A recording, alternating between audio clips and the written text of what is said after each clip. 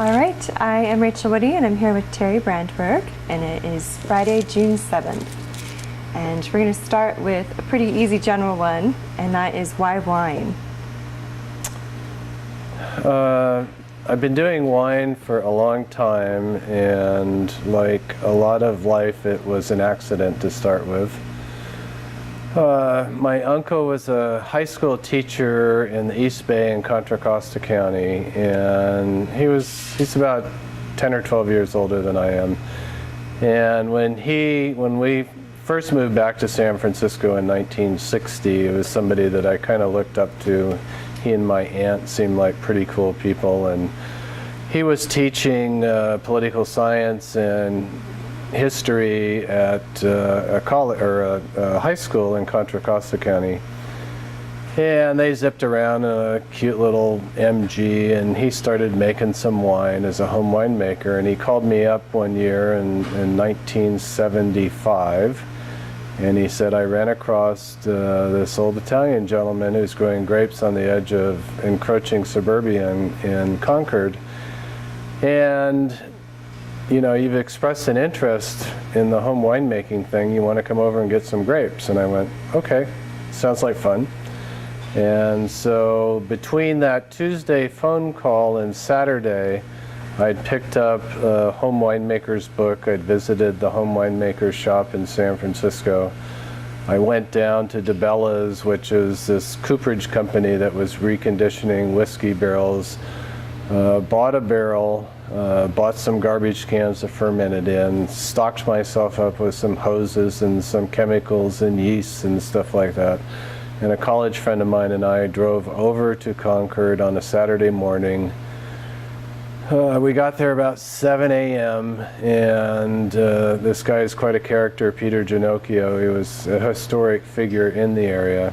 He comes out in his coveralls, and he goes, before we go to work and pick grapes, we need to have some wine. And since it's before lunch, we'll have white wine.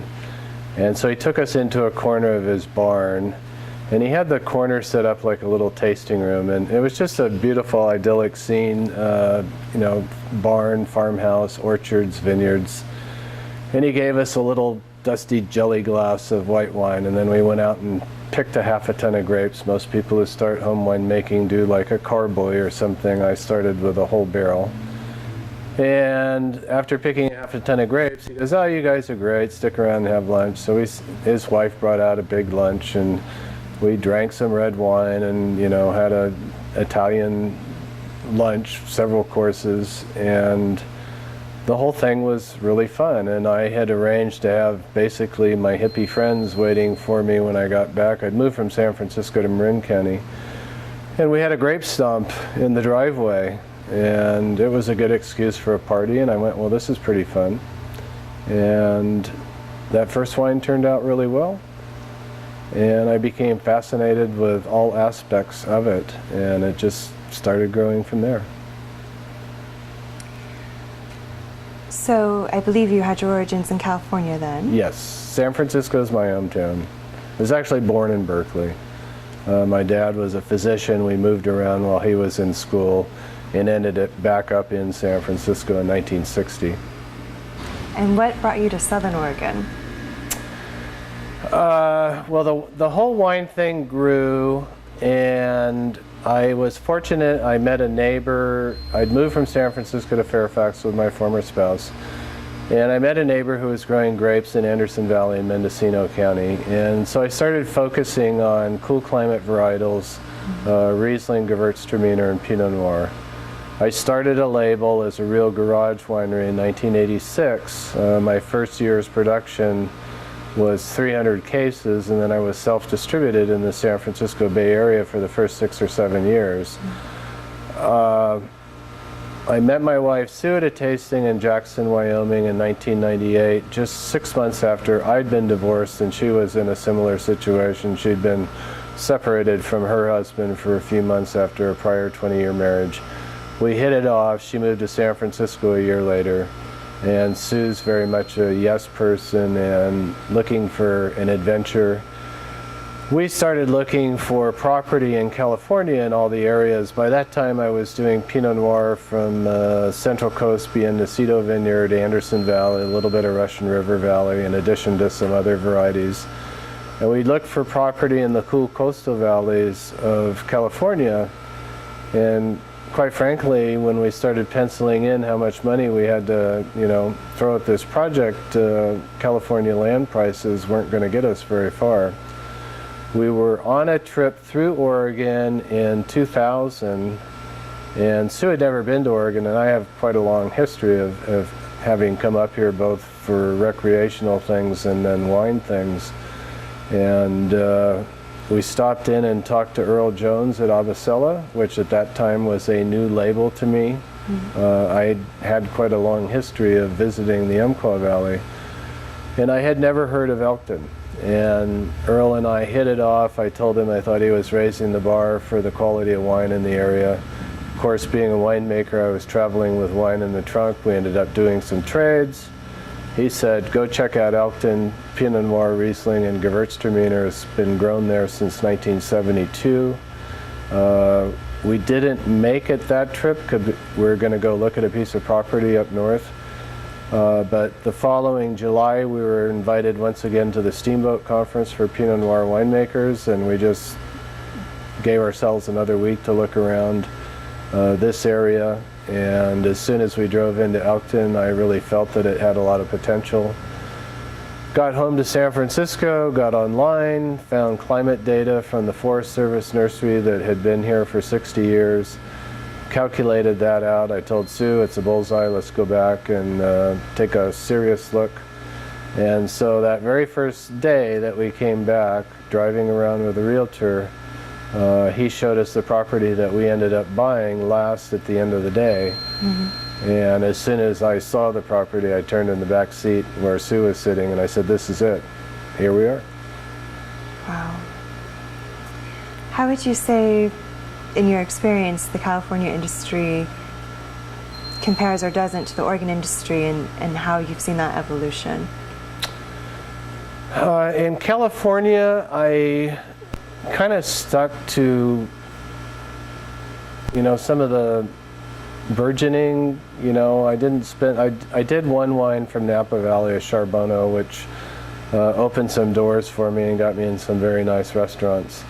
But I was never in a position where I could go, buy the premier high-priced grapes from Russian River Valley or Napa, and I was focusing on cool climate varieties. So a lot of my time in California was spent in Anderson Valley and Mendocino County, and I was also sourcing Pinot from Central Coast, Pinot Vineyard, Santa Barbara area, where I'd gone to school, actually. And people-wise, the kind of circles that I went around in California, I think are much more like what you encounter with some of the pioneers here in Oregon, as opposed to some of the real moneyed people who ended up in Napa Valley. So in terms of, my experience in California is not too dissimilar from what we've encountered here in Oregon. Do you have much involvement with Oregon Wine Growers Association, Oregon Wine Board in your time here? Well, we got here in January of 2002, and we started interacting even before we moved here with the local Wine Growers Association. A couple of visits when we were coming back to dig holes on the property, do soil sampling, coincided with grape grower meetings. And so we went to those, and in my past history, I had friends who moved from San Francisco to settle in the early 80s, and so I'd visited the Umpqua Valley a number of times over the years, and these were friends who had helped with the home winemaking that I was doing in California. And so they, wanted to go show me the wineries of the area that they'd moved to, and so I actually got to know Richard Summers a little bit at Hillcrest, and Scott Henry at Henry Estate, Philippe Giardet at Giardet, and some of the people who had been in the industry in years past. So we became very proactive right away, and I was soon elected to the local Wine Growers Association. I served, I think, 3 terms on the local board. I was president, and then I was encouraged to throw my hat in the ring for the Oregon Wine Board, and I served 4 years on the Oregon Wine Board as well. Just went off last December. I was not on a board for a day, and I was asked to be back on the local Umpqua Valley Wine Growers Association. And at the first meeting after the election, the officers, it's not elected, it's, by committee appointment. They asked me to be president. I said, I don't really want to jump back into being president right away, so I'm vice president now of the local Growers Association. And probably we'll have to look at a term as president next year. Okay. So, with the service that you've done there, especially over at least the last decade, if I calculated all of your terms right, what sort of growth or evolution have you seen in that time? well, it's a really exciting time to be in Oregon. It's an exciting time to be in this area. Soon I really realized with the funds available to us that we had to be somewhat the pioneers, and that's in large part why we ended up here in Elkton. We knew there would be challenges to that, but it's what we accepted, and we put our nose to the grindstone and went, okay, well, we're gonna have to work a little harder. But having seen the growth of this area from, we're the 8th or 9th winery in 2002, and the current brochure, I just had to proof our ad for it. We have 23 now, so we've seen, 300% growth in wineries just in this area. When we arrived in Oregon, we were like 225 or something like that. And there's over 450 wineries in Oregon now. So it's fun to see the growth of an industry and be a part of that. Where do you think it'll go from here? Well, I think the stature of Oregon wines will continue to gain recognition on the worldwide stage.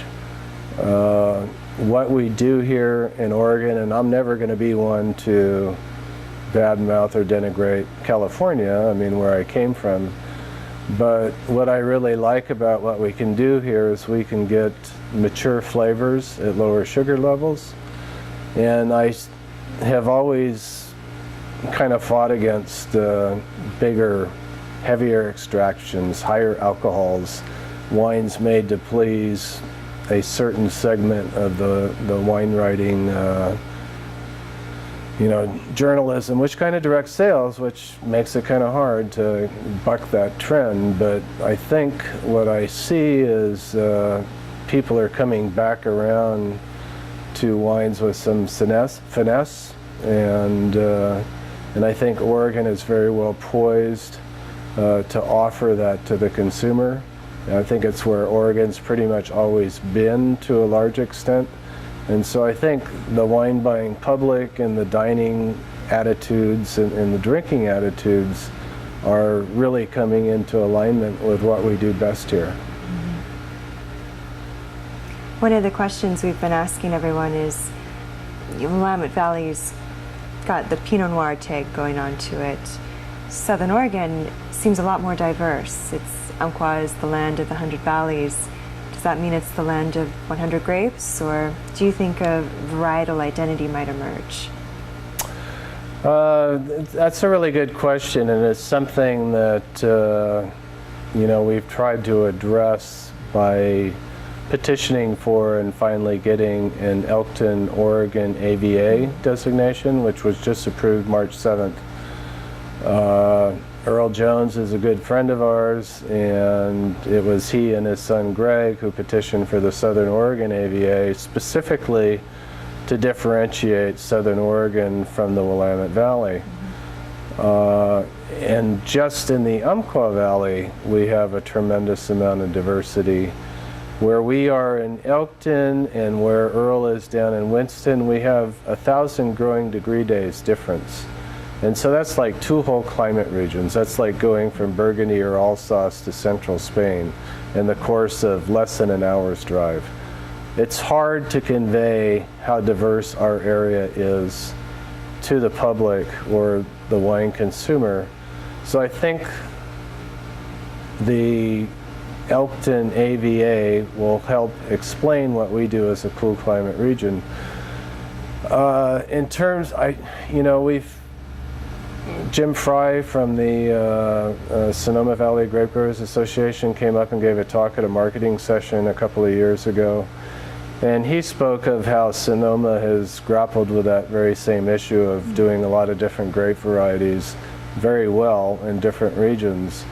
And they're celebrating the diversity rather than trying to, hook their pony to one particular variety.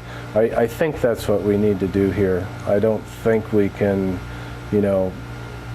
say that it's the Rogue Valley does very much different stuff than what we do here in Elkton. Southern Umpqua Valley does very much different stuff than what we do here. So it'll be an ongoing challenge to get that marketing niches to figure out, how to describe ourselves.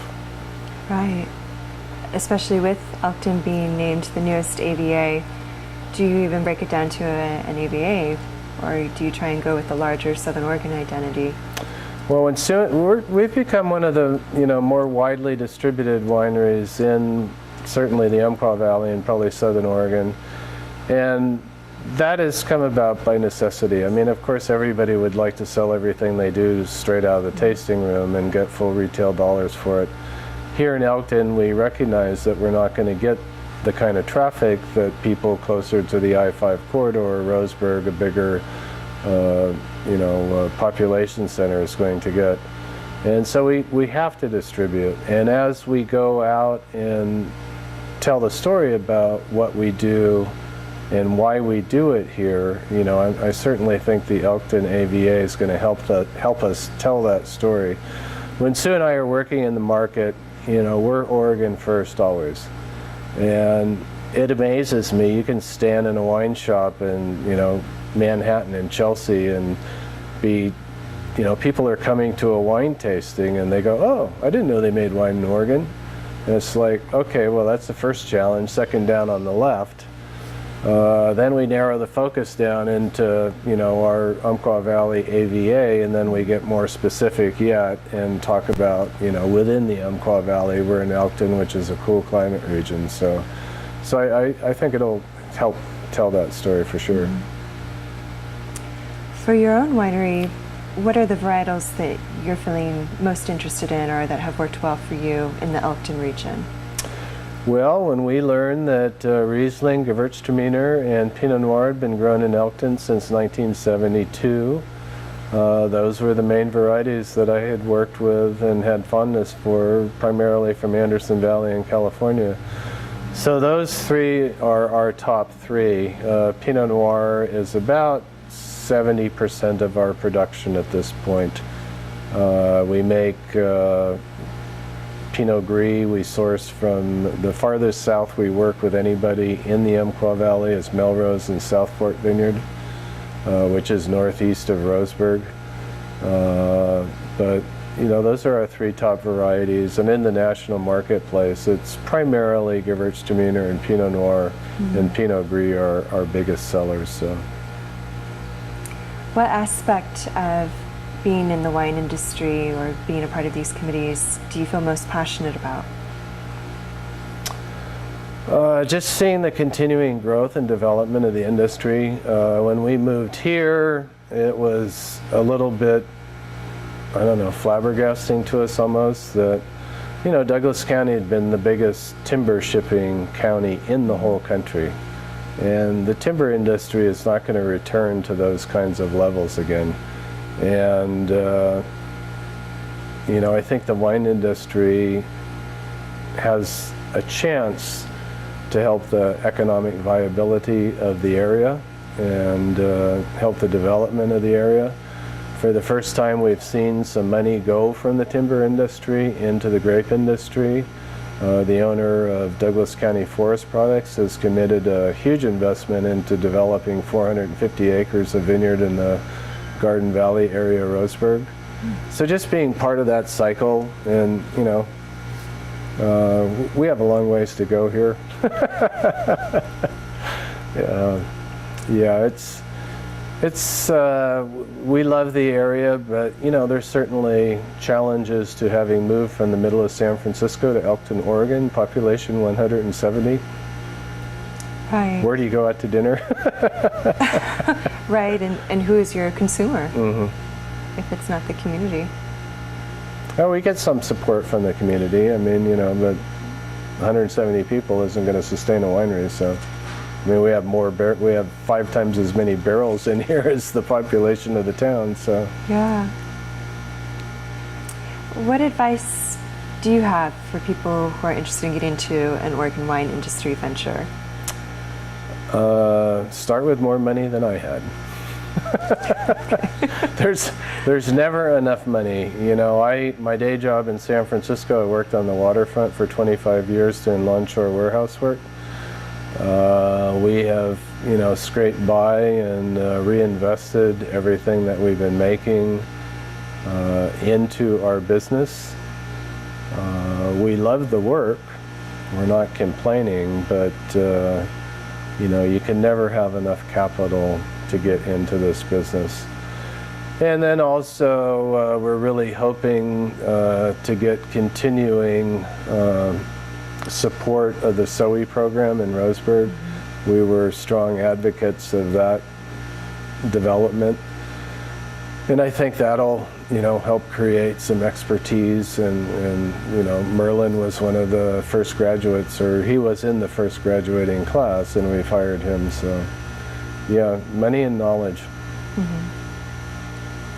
Well, are there any questions that I haven't asked you that I probably should have? Or any final thoughts you have for us? No. No? All right. Well, thank you so much for your time and for your valuable insight. Oh, well, you're welcome. My pleasure.